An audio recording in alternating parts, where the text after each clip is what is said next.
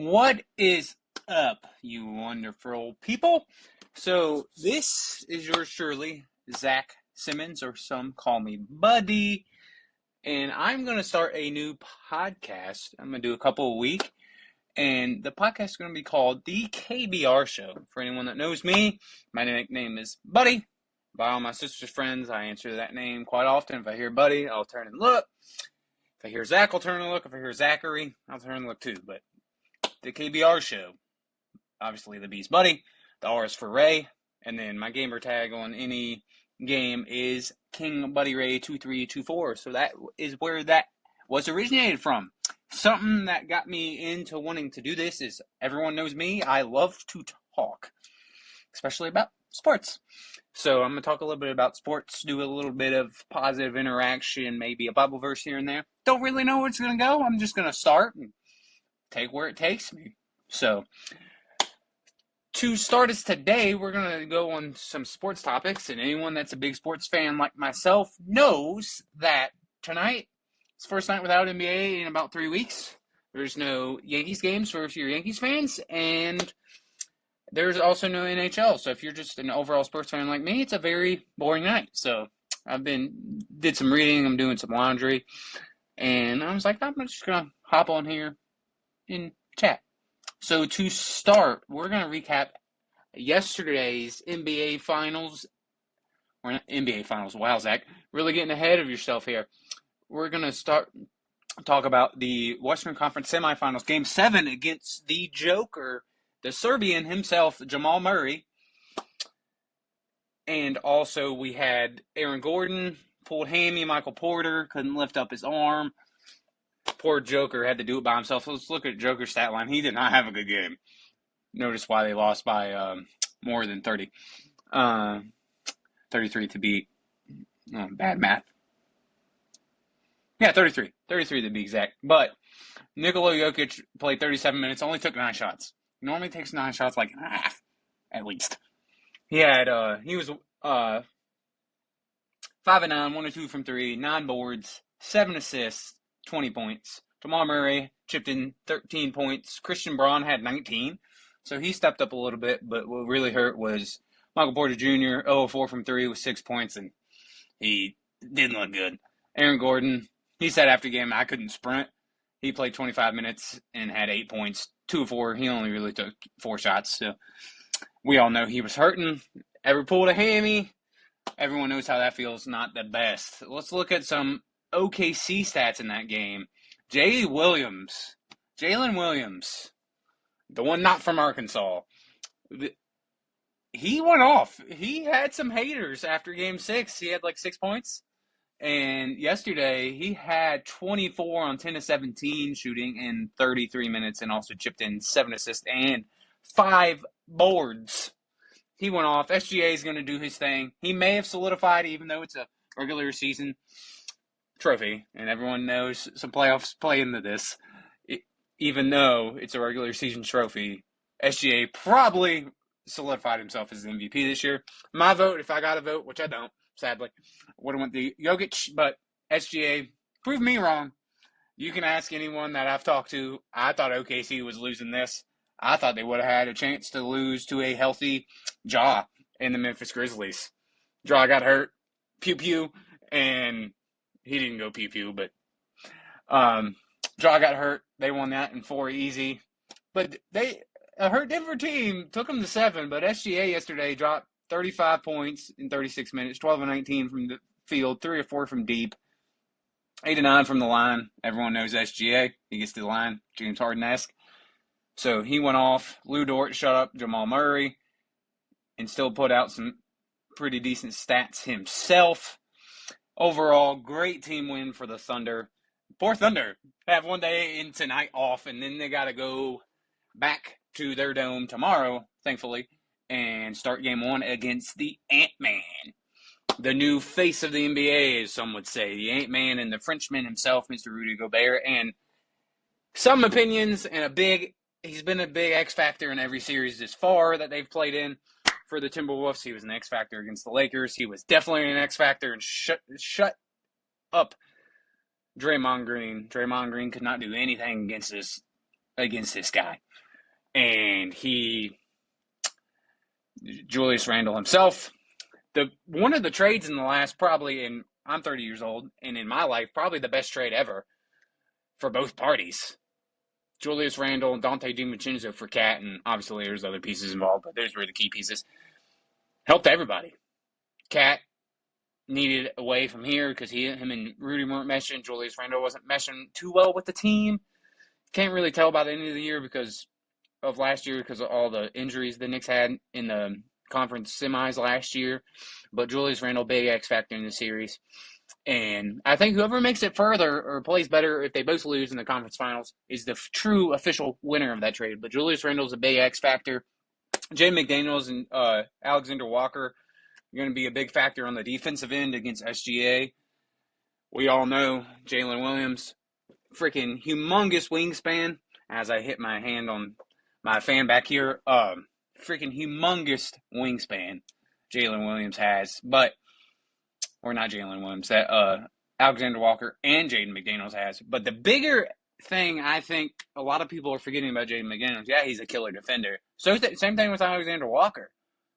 But they're both deadly shooters too when they're on. If they're hitting, it's gonna be a tough out. They're gonna be a tough out. And me personally, I don't think they've had to waste much gas. They've just had to hop in the car to go. They haven't had to put down the throttle to waste any gas. The car's just kind of moved itself, if you know what I mean. Because the Lakers, they outsized them. We all saw what Rudy did in Game 5. Freaking went nuts. Yes, JJ, Jackson Hayes should have played. But we'll discuss that another day.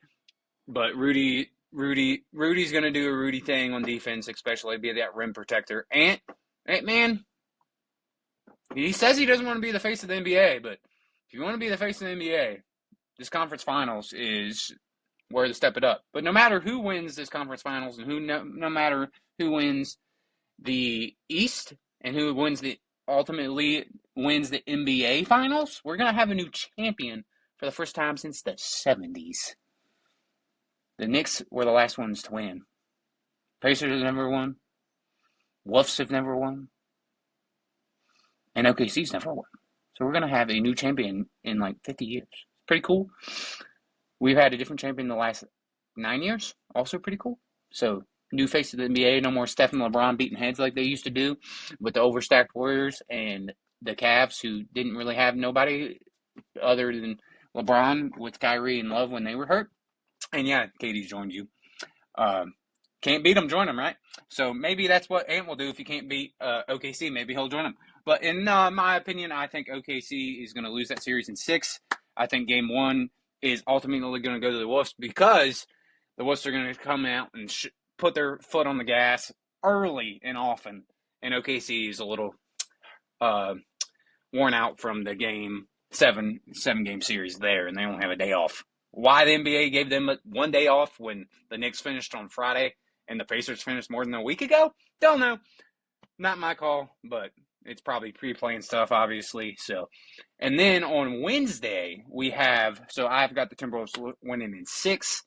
They better win in 6 because you ain't winning in Game 7 at Thunder's Arena. You ain't doing that. Just not doing it. And then in the Eastern Conference Finals, we have the New York Knicks. Stand up, Knicks fans. Y'all did it. Made it to the finals. So good job there. Stephen A. Smith is happy. You got orange and blue skies today, as he likes to say. You've got the most clutch player in the NBA in Jalen Brunson. But a lot of people, you got also another clutch and Tyrese Halliburton on the other side of the ball. Point guard versus point guard. Who's going to show up? Or as K. Perk would say, who's going to stand on business? Who's going to stand on business? Jalen Brunson's going to produce. Halliburton's been producing, but as we all know, he's a little inconsistent. I've got the Knicks in 7 in that series because Indiana, good luck winning in Game 7. If you're winning this series, you've got to win in 6 or less.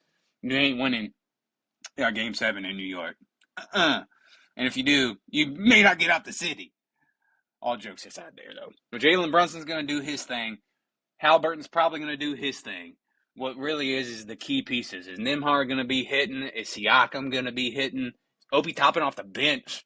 He's a big difference maker for the Pacers. For the Knicks, obviously Brunson's going to do his thing, especially late And Tibbs has got that rotation down.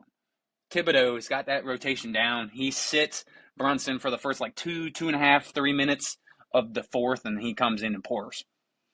So if you're not up against the Knicks with about 10 minutes left, good luck coming back because Brunson's going to turn it on. We all know it. Josh Hart's going to be that tough defender. OG Anunoby's probably, oh gosh, who's he going to guard? Probably Pascal. But they'll probably throw Bridges because he's a little bit longer, or Josh Hart, who's a little more physical on Halliburton. And then Cat and Miles Turner are going to go at it. But the biggest X factor, I think, in this series for the Pacers is, like I said, Obi Toppin. But for the Knicks is Mitchell Robinson. Hopefully no Hacker Robinson this series. Boston did it in, Game 5, and Robinson went 5 of 5 or 6 of 6 from the line. So hopefully no Hacker Robinson. I think he's also a big difference maker because he's better than Thomas Bryant as backup bigs. So I think Mitchell Robinson's key. Can Cat stay with the Halliburton, Miles Turner pick and roll game?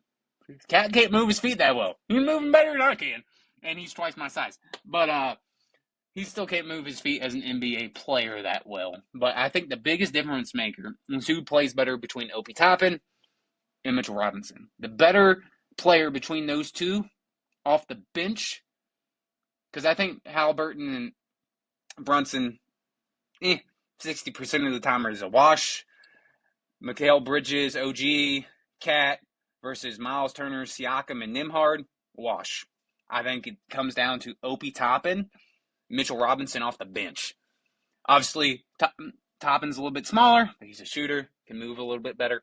Mitchell Robinson's a good defender, and good luck boxing him out on the offensive glass. Good luck with that. But I've got Knicks in 7 personally. When I share this, put it in the comments who you think. Again, I got the Timberwolves in 6. I got the Knicks in 7. Now we're going to go to some local stuff. Local stuff. This week starts the Rockingham County Baseball League. The second oldest baseball league in all of America, in my opinion. And yes, I'm a little biased, and I will admit it, a little biased, because I announce for the Bucks. You're surely here up in the press box every evening. And we've got a good weekend to start off the year. We got game 1 on Thursday, and it is free. All admissions for Clover Hill games are free this year, and even all admissions for Bridgewater. And I'm pretty sure all admissions for all games, don't quote me on that, are free this year, thanks to the lovely community and other businesses and some families that pay a fee for all fans to get in for free. So thank you. I know there's quite a few businesses, and it's Harrisonburg Truck Service for game 1. So I've got inside scoops because I get to see that, and obviously it was posted on Facebook too. So yeah, so game 1 on Thursday at 7:45 at the Dome. Anyone that's been up to the Dome, it's kind of the Field of Dreams around here, and it's at 7:45. It is a little bit later into the summer. It's almost 8 sometimes because of the sun. Batters can't see nothing, and trust me, I'm up in the press box. It's bad. So game 1 against last year's defending champions, the Clover Hill Bucks, and the Bridgewater Reds, probably one of the best rivalries in non-professional sports that I have personally seen and have been a part of as well. Bucks won last year in a 7-game series in year 100. They were up 3-0. Bridgewater came back, tied it 3-3, and we came back and beat their ace again in game 7 like we did in game 1. Great series, great time. My second year announcing, but my favorite year, and not just because we won down the trophy. I got better at announcing too. So, yeah. So Bucks game 1, and that is at the Clover Dome, Buck Bowman Park in Clover Hill. If you want the address, look it up online, or you can shoot me a message, and I will gladly give it to you as well.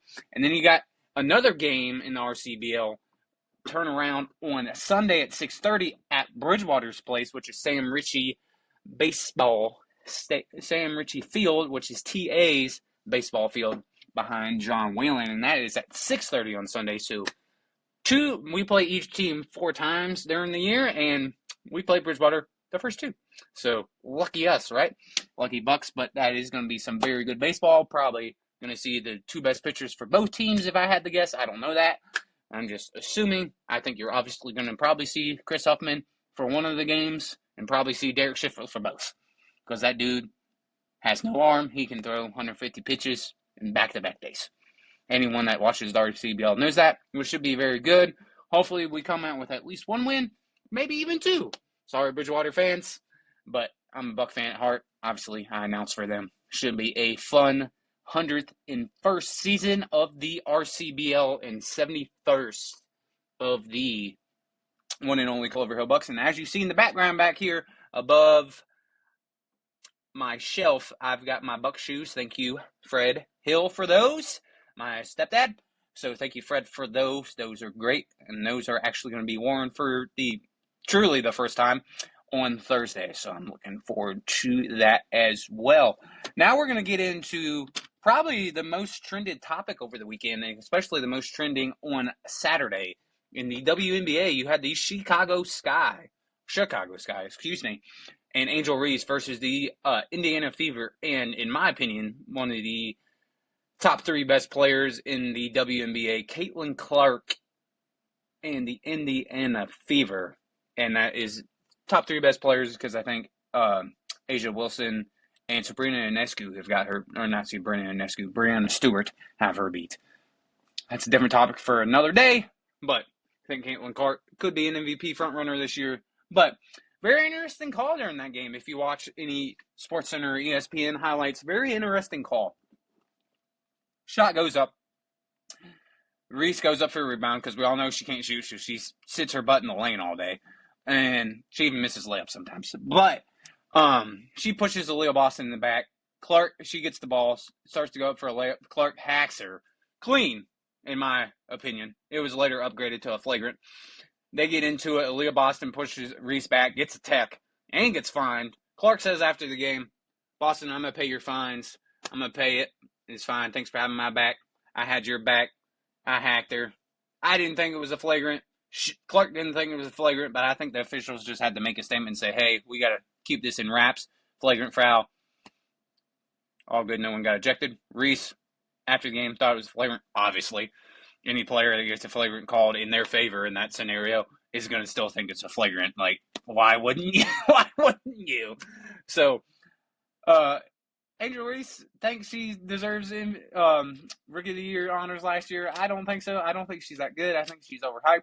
But that's just my opinion. You can come at me in the comments if you would like. But it should be a very interesting game and season for the WNBA. In that, it was pretty interesting. That was like the trending topic when I hopped on Twitter when I got home after my doctor's appointment over the weekend. So that was very interesting. And I was like, but just like the NBA lets teams play, they let them play, but they let them play to a certain extent, obviously. So it's very interesting. And then into some Major League Baseball, we had the Los Angeles Angels. Yes, you heard it here correct. The Angels swept the Dodgers. Not the other way around. The Angels swept the Dodgers. Amazing. And then my Yankees beat the Mets 2-1. Very, very good game on Friday night. We won that one. Very close game we lost on Saturday afternoon.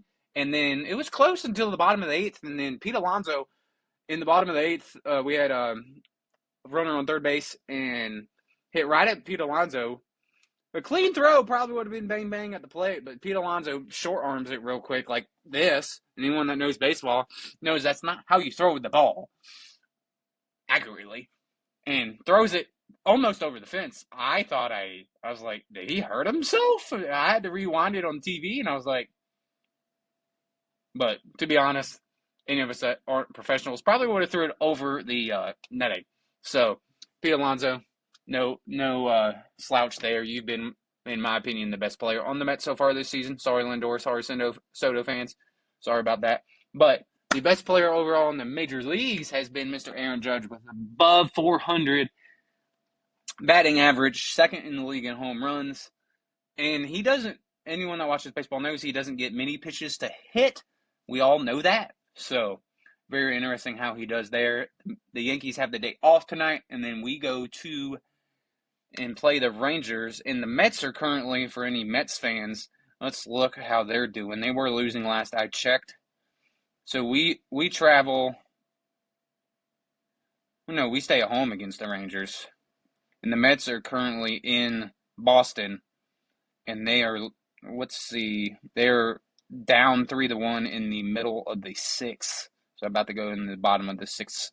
Poor Orioles fans lost their manager. They're losing right now, currently 3-1 against the Brew Crew and the Milwaukee Brewers.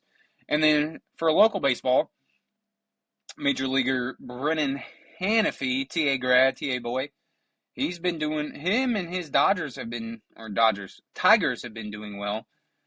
They won yesterday 3-2. He pitched on Saturday, took the L on Saturday though, sadly. But he's been doing all right. He's got right around a 2% ERA. I'm gonna look it up real quick to see where he is at. The Blue Jays won on Saturday when he took the L and he was pitching. He came in late. He pitched 2/3 of an inning and took the loss. But he's at a 2.35 ERA, and anyone that knows anything about baseball, you'll take that any day of the week. It got as low as like 1.31 last week, and then a little bit of a rough week. So hopefully he'll get it back down to the 1.3, 1.4 range. Heck of a guy, heck of a pitcher, even better person. So, yeah. So this was nice little test run. Didn't have many sports to watch tonight, so I figured, why not? Let's shoot a podcast. Again, this is yours truly, Buddy, or Zach, the KBR show, King Buddy Ray. Tomorrow, remember, Timberwolves in OKC, game 1 of the Western Conference Finals, and in the East. On Wednesday, we have the Pacers going to MSG, Madison Square Garden, for game 1 on Wednesday. And then local stuff, RCBL first game of the season. Also saluting to the veterans that day as well, 7:45 at the Clover Dome, Buck Bowman Park in Clover Hill. I may shoot a quick podcast after the Pacers-Knicks game, or I may do one on Friday after all three, since we just covered those three things. And yeah, let me know what y'all think in the comments, or if I send this to you directly, what the cover may do some different things. But this is yours truly signing off, King Buddy Ray, and as always, go Bucks.